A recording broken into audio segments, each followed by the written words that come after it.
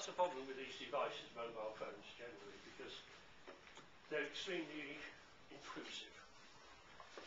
We're into mobile marketing, which is different from mobile advertising. I'll explain that if you like.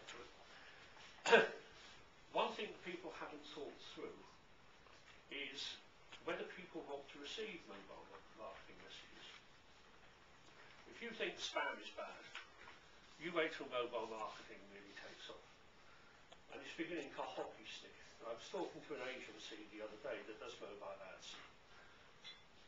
They started off in the middle of last year, and at the end of the year they had 4 million ads. And in the last 2 months they've had 11 million. It's beginning to move.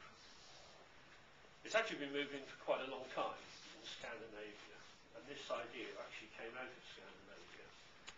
My colleague George knows a company there that's been in mobile marketing for about 8 years. In 8 years they've grown to 16 people. Last year they suddenly started to grow very, very rapidly. We took this and we thought, well, how's it really going to work? And we're into proximity-based marketing. Slightly different from location-based marketing. Hi everybody, I'm Ben. I'm a co-founder of Tourdust.com. Tourdust helps independent travellers find locally sourced travel experiences. So by that I mean tours, guides, activities, all direct from small and independent local providers around the world. Now, travellers want to find this kind of thing because they're increasingly looking for authentic experiences when they go abroad and when they travel even at home. And the reason they're doing this is because they really want to find something which has a deep amount of local flavour, local culture, and really they're trying to find guides and hosts who are knowledgeable and deeply passionate about what they're sharing with you. They don't want to go on a big bus and be herded around with a bunch of other tourists anymore. Now, the market and demand for this kind of authentic travel experience is vast on a global scale, but it's incredibly unconsolidated online at the moment. Only around 20% of the 3 million small travel experience businesses globally currently have an online presence, and what they do have tends to be poor quality and very low visibility. Okay. So I'd like to talk about Recycle Local. It's my online startup. It's a kind of social network. It's a niche social network. It helps people be greener. It helps people do the right thing for the planet, to recycle more stuff and make less, better purchases. But are people really bothered about this? Do they really care? Well, the Ethical Consumerism Report, 2008, published by the Cooperative Bank, says the market's worth £35.5 billion a year. And it says that each household spent £707 last year in line with our ethical values. If you look at the stats there, 51% bought something primarily for ethical reasons. 38% of people felt guilty about an unethical purchase. 36% actively sought information on a company's behaviour. I might beware. The market is real and sizable, and the individuals are motivated and they're predisposed to act. And Recycle Local will provide a release to act, to get involved with green and to become greener. So green and ethical companies help individuals act to become greener. We'll offer connections to the local neighbourhood community, ongoing appraisal of lifestyle, and real opportunities to act and campaign individually and collectively. Now that's all very worthy, but I think that successful social networks do something more than just be.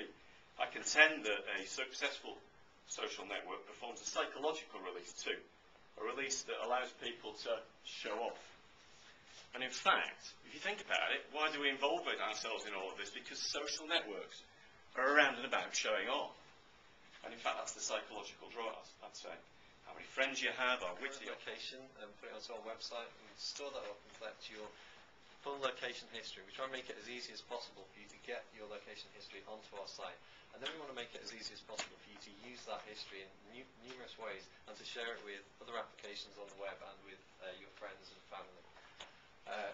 Well, there's our homepage, but I'll move straight on to, actually I quite like this because we have a slight social network, and as David said, it's about showing off. So here's when I was in San Francisco last month, You can see this trace, and it shows me going through San Francisco, and it's sort of vaguely interesting.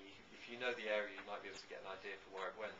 But I think we can do a bit more with that. So if we overlay some photos, which we can do because the photos have a timestamp from when they were taken, and the location trace also has a timestamp of when you were at these locations. You probably see that I started at my hotel, I went to the Apple store, went up to Chinatown, and then ended up in Floating Sushi. But we could do a little bit more with this. I mean, did I buy anything in the Apple store? Did I enjoy my lunch? We move on, we can overlay my Twitters as well. They've also timestamped, so you can see I didn't bother buying the MacBook Pro because I wanted a UK keyboard, but I did enjoy Floating Sushi. You come here today, I thoroughly enjoyed it, and I enjoyed listening to the pictures of the people I've spoken to. I had to pick up with them afterwards now anyway and have a chat with them. I think it was quite telling that, and I might be bundling people together, there seems to be, I think I've done my math right here, 3 location type services, or possibly 4 actually now I'm thinking about it. So I find that interesting that there's a holy grail there in terms of location-based services, but has anybody yet actually got the way of making money out of it? And that's probably going to be interesting. But I thought the pictures were good today. I think the ones that we've seen in the second half, some very interesting ideas. And I think what you could be doing is trying to draw people in from this network or from another to actually help evolve those businesses further. I mean, certainly as an investor, my background's in biotech and pharmaceuticals, so I'm not like some of the guys here tonight who've been able to add value. But that's what you need. You need someone who can work with these guys, actually hone their proposition a bit, and get involved with the company. I think we've got the people in the community, so we need to drag them out. Yeah. Nick, you came all the way from London. Yeah, it's been fun. And it's, again, some interesting businesses, definitely.